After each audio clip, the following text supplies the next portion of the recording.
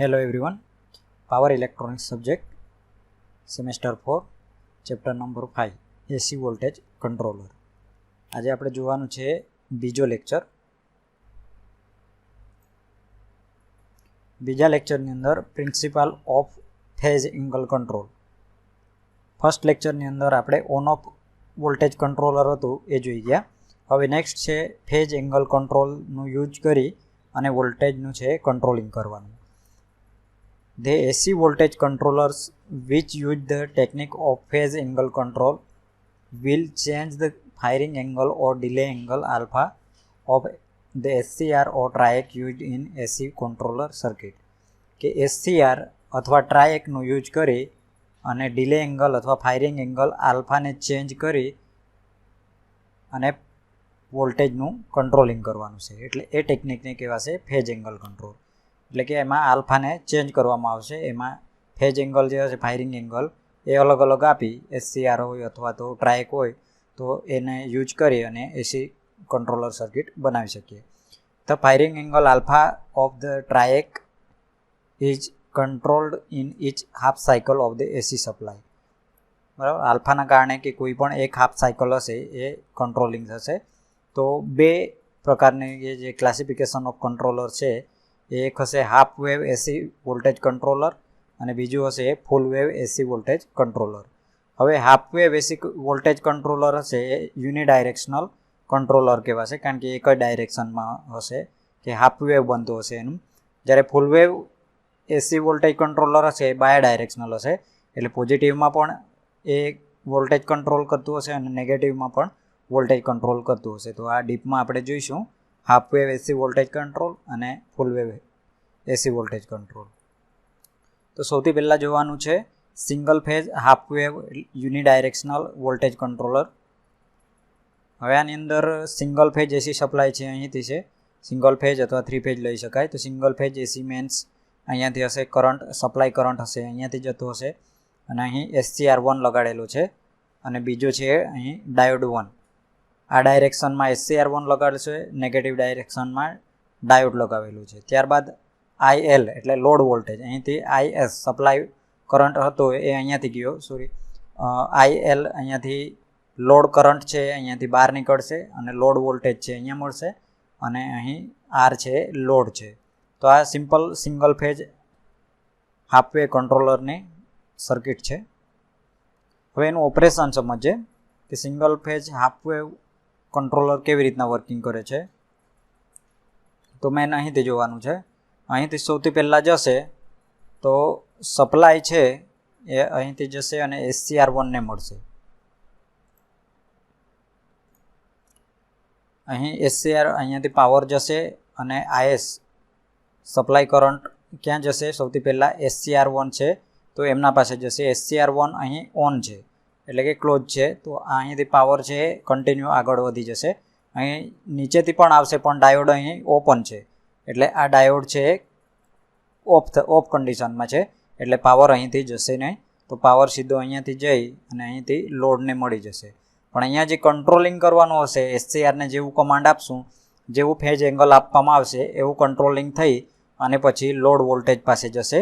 આ half wave છે એટલા માટે એક જ કોઈ પણ હશે, SCR ચાલુ રહેશે, આ પોઝિટિવ હાફ સાયકલ મળશે. તો અહીંથી પછી આ પાવર લોડ પાવર છે ફરીથી ન્યુટ્રલ પાસે જતું રહેશે. તો જ્યારે આ કન્ડિશન હશે તો કેવો ડાયાગ્રામ બનશે એ જોઈ લઈએ.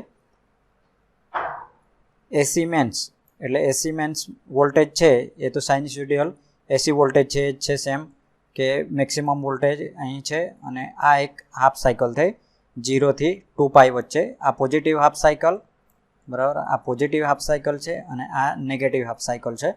તો positive to negative half cycle, આ પોઝિટિવ ટુ નેગેટિવ એટલે બે સાયકલ અને આ એક અડધી પોઝિટિવ સાયકલ છે. તો આપણે અહીં સુધીનું મતલબમાં એક એનાલિસિસ કરીએ એના જેવું બીજું સેમ હશે, ત્રીજું સેમ હશે, નેક્સ્ટ જતું જ જશે. જેટલું લાંબુ લેવું હોય એટલું આપણે વેવફોર્મ છે ડ્રો કરી શકીએ. હવે ગેટ કરંટ ફોર SCR1 કે SCR1ને ગેટ કરંટ આપવો પડે કે કોઈક એંગલ આપવું પડશે. તો એ આલ્ફા એંગલ કેટલું હશે તો એ જોઈએ. તો સૌથી પહેલાં કે 0 ટુ આલ્ફા ઓફ કન્ડિશન, કે 0 ટુ આલ્ફા કોઈ એંગલ ખાલી આપવામાં આવે કે કોઈ કમાન્ડ જ નહીં આપવામાં આવે. તો આ જે હશે 0 ટુ આલ્ફા આ એક એંગલ થયો અને ત્યારબાદ અહીંથી પછી કમાન્ડ આપવામાં આવશે તો એ પાઈ સુધી જ્યાં સુધી એ વેવફોર્મ બનશે તો ત્યાં સુધી એને SCR1 છે એ ઓન રાખવામાં આવશે. તો અહીંથી આલ્ફા ટુ પાઈ સુધી એ ઓન રહેશે. તો અહીં જે મળશે 0 ટુ આલ્ફા આ લોડ વોલ્ટેજનું વેવફોર્મ મળશે. તો અહીંથી 0 ટુ આલ્ફા 0 વોલ્ટેજ, ત્યારબાદ અહીંથી આ રીતના ડાયાગ્રામ બની જશે. સ્ટાર્ટિંગ અહીંયાથી થશે અને પછી આવી રીતના VM છે મેક્સિમમ વોલ્ટેજ છે અહીંયા મળશે અને પછી આ આપણે જે કરતા છે અત્યારે હાફ વેવ કરતા છે એટલે પોઝિટિવમાં જ અહીં કમાન્ડ મતલબમાં ચેન્જ જોવા મળશે અને નેગેટિવમાં કોઈ ચેન્જ, કારણ કે અહીંયા સુધીનું મેન છે SCR1નું. તો SCR1 આ સર્કિટ છે આનું જોયું પહેલાં સૌથી પહેલાં. તો ત્યારે SCR1 છે અહીંયા ઓન રહેશે, પછી એના પછી ડાયોડ 1 છે ત્યારે ઓન થશે. તો અહીં બીજી કન્ડિશનમાં કેવું થશે કે SCR1 છે ઓફ રહેશે એટલે અહીંયાથી પાવર જશે નહીં. તો અહીંયાથી નેગેટિવ પાવર છે ક્યાંથી આવશે રિટર્નમાં, એ આ ડાયોડ છે એને ઓન કરી દઈએ. તો ડાયોડ ઓન થશે એટલે ક્લોઝ સર્કિટ કરીએ તો એ રિટર્ન ડાયોડમાંથી રિટર્ન થઈ, કારણ કે સર્કિટ ઊંધી છે એટલા માટે અહીંથી એ પાસ થઈ જશે અને આના પાસે મળી જશે. તો આ જે કન્ડિશન હશે તો એમાં નેગેટિવ સાયકલ છે સીધી મળી જશે. તો આ નેગેટિવ સાયકલ ડાયરેક્ટલી આમાં કોઈ વોલ્ટેજ કંટ્રોલ થતું નથી, એ ડાયરેક્ટલી જે છે સાઇન્યુસોઇડલ વેવ છે એ સેમ મળતું છે. તો ફરીથી નેક્સ્ટ જશે ત્યારે અહીં જે SCR2 છે કોઈ લગાવવામાં ના ઓફ હોય તો ત્યારે આ કન્ડિશન મળશે. તો ત્યાંથી ફરીથી SCR1ને જ્યારે ઓન કરવામાં આવે છે તો ત્યાંથી ફરીથી આ સાયકલ મળે છે અને આ સાયકલ મળ્યા બાદ અહીં ફરીથી ડાયોડને એટલે નેક્સ્ટ થતી જશે. આ 1 કન્ડિશન છે, આ 2 કન્ડિશન છે, SCR1ની આ કન્ડિશન છે, આ ડાયોડની કન્ડિશન છે અને પછી નેક્સ્ટ જશે તો આ ત્રીજી કન્ડિશન અહીંયા ફરીથી આ જ SCR વાળી અને આ ડાયોડ વાળી ચોથી કન્ડિશન આવશે. એટલે આ રીતના એક વેવફોર્મ બનતું જશે. કન્ડક્ટિંગ ડિવાઇસીસ એટલે કન્ડક્ટિંગ એટલે કોને ચાલુ ઓન ઓફ કરવામાં આવે તો SCR અહીંયા કન્ડક્ટિંગ મતલબમાં ઓન થશે, અહીંયા ડાયોડ ઓન થશે, અહીંયા SCR1 ઓન થશે, અહીં ડાયોડ 1 ઓન થશે. લોડ કરંટ IL કે લોડ કરંટ IL કેટલો મળશે તો એના વોલ્ટેજ જેવું સેમ અહીં 0 થી આલ્ફા એંગલ સુધી કોઈ કરંટ જ નહીં મળશે એટલે 0 થઈ જશે. અહીં VL/R મળી જશે અને પછી નેક્સ્ટ સાયકલ છે જતી થશે. કરંટ થ્રુ SCRને કરંટ કેટલું મળશે તો અહીં 0 થી આલ્ફા જે છે ત્યાં સુધી કોઈ કરંટ જ નહીં આપવામાં આવે તો એ 0 થશે અને પછી ત્યાંથી જેવું આપવામાં આવે છે એટલું પછી અહીં SCR1ને મળે છે એટલે અહીં સુધી મળે છે, કારણ કે અહીંયા સુધીનો વેવફોર્મ છે. ત્યાંથી એના પછી છે એ ડાયોડને મળશે કરંટ થ્રુ ડાયોડ. તો પછી આ SCR છે ઓફ થઈ જશે અને ડાયોડ છે ઓન થઈ જશે. સેમ એના જેવું SCR1 ઓન, ડાયોડ 1 ઓન, એટલે પછી આ સર્કિટ છે મળી જશે. આશા રાખું તમને સમજાઈ ગયું હશે single phase half wave controller. હવે હાફ વેવ કંટ્રોલરનું એનાલિસિસ જોઈએ કે કેવી રીતના VLDC મળે છે, એટલે લોડ વોલ્ટેજ બરાબર DC લોડ વોલ્ટેજ છે એ કેવી રીતના મળે છે એ જોઈએ. કે આપણે જે એક સાયકલ માટે લેવાનું છે 0 ટુ 2π સુધીનું, તો VLDC = 1/1 2π એટલે એક સાયકલ સુધીનું લેવાનું છે. તો 0 ટુ 2π એનો ટાઈમિંગ થઈ ગયો. VL ωt dωt બરાબર. VL આપણે લોડ વોલ્ટેજ છે ફાઇન્ડ કરવાનું છે. 1/2π પછી આનું સંકલન કરી દઈએ કે VL = શું થશે VM sin ωt dωt plus 0 two 2π છે તો આલ્ફા 2π 0 ટુ 2π નહીં પણ આલ્ફા 2π લાગશે અને પછી VM sin ωt dωt અને પછી π ટુ 2π, કારણ કે અંદર આલ્ફા ટુ 0 ટુ 2π ની અંદર આલ્ફા ટુ 2π આવેલું છે. પહેલું જે 0 ટુ એ આલ્ફા 2π આવશે અને પછી π two 2π VM sin ωt dωt થઈ જશે.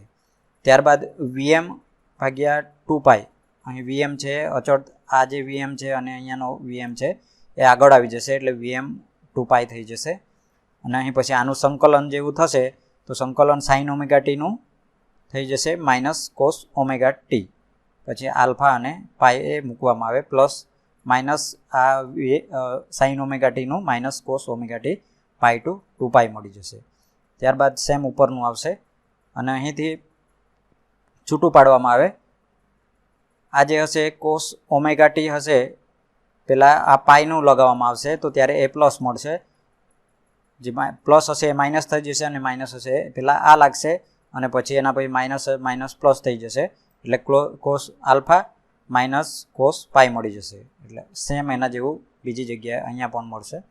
ત્યારબાદ શું કરવામાં આવે કે આ અને આ જે છે આ વત્તા આ થશે અને માઇનસ કોસ 2π છે એ થઈ જશે, તો એક આખું નીકળી જશે. તો એના પછી કોસ આલ્ફા 2π છે, વીએમ 2π કોસ આલ્ફા -1 થઈ જશે, કારણ કે આ એક અને આ એક થશે તો 2π થઈ જશે.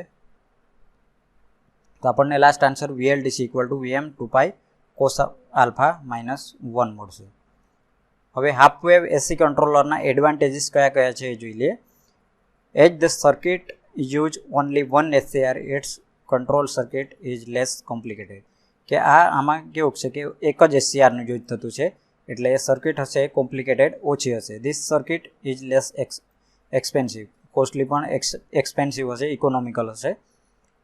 બરાબર, તો આ બે એડવાન્ટેજીસ છે એના. હવે disadvantages, the load voltage and power control is obtain during 1/2 cycle of the supply, કે એક હાફ સાયકલ જ મળે છે. Due to control in only 1/2 cycle, કે એક જ હાફ સાયકલ આ જે કંટ્રોલિંગ છે એની અંદર કરી શકાય. The load current and supply voltage supply current will have sum non zero average value. This can saturate the course off load like induction motor and input transformer, કે આ એક half સાયકલને જ કંટ્રોલિંગ કરી શકે છે. The load voltage waveform is highly distorted, કે load voltage waveform છે એ highly ડિસ્ટોર્ટેજ હશે, એટલે આની અંદર હાર્મોનિક રહેલા હશે. For the large value of alpha it does not resemble a sine wave at all. For alpha 180 degree, the load voltage waveform looks like a half wave rectified waveform, કે alpha = 180 લેવા પડશે, તો એ એક પ્રકારનું rectified waveform તરીકે working કરશે. હવે next છે ફૂલ વેવ એસી વોલ્ટેજ કંટ્રોલર, એટલે એ હશે બાયડાયરેક્શનલ કંટ્રોલર હશે. હવે આની અંદર કેવી રીતના વર્કિંગ કરશે ડાયાગ્રામ જોઈ લે. સૌથી પહેલાં એસી મેન વોલ્ટેજ અહીંયાથી જાય છે, ત્યારબાદ સપ્લાય કરંટ અહીંયાથી જશે. અહીં SCR1 છે અને બીજું SCR2 લેવામાં આવ્યું છે. બરાબર, પહેલાં હાફ સાયકલમાં કેવું હતું કે હાફ વેવની અંદર અહીં SCR એક જ હતો, ડાયોડ, અને ડાયોડ અહીંયા લેવામાં આવ્યો હતો, એની જગ્યાએ ફૂલ વેવમાં SCR2 લેવામાં આવ્યું છે. ત્યારબાદ લોડ વોલ્ટેજ છે RL ને અહીં લોડ વોલ્ટેજ છે IL અહીં મળશે અને VL અહીંયા મળશે. હવે એનું ઓપરેશન જોઈએ કે વર્કિંગ કેવી રીતના કરશે. તો એના 4 રીતના વર્કિંગ કરશે, એક પહેલાંથી જોઈએ. સૌથી પહેલાં એસી મેન વોલ્ટેજ છે એનું સાઇનસ્યુડિયલ વેવ છે અહીંયાથી મળી ગયું છે. ત્યારબાદ છે 0 to alpha pi plus alpha અને 2π. આપણે આટલીક એક સાયકલનું આપણે એનાલિસિસ કરવાનું છે. તો સૌથી પહેલામાં પહેલી કન્ડિશન છે SCR1 ઓન, SCR2 પણ ઓપન, મતલબ ઓન એટલે ઓપન. હવે ઓન કરી દે, ચાલુ કરશું એટલે અહીંયા જોડશું, બરાબર, એ બીજી કન્ડિશનમાં આવશે. તો પહેલામાં પહેલી કન્ડિશન છે એ 0 to આલ્ફા કઈ કન્ડિશન છે કે ત્યારે બંધ રહેશે, બરાબર. 0 to આલ્ફા છે બંધ રહેશે, એનો મતલબ અહીં કોઈ કમાન્ડ જ નહીં મળશે. SCR1 પણ બંધ અને SCR2 પણ અહીં બંધ રહેશે.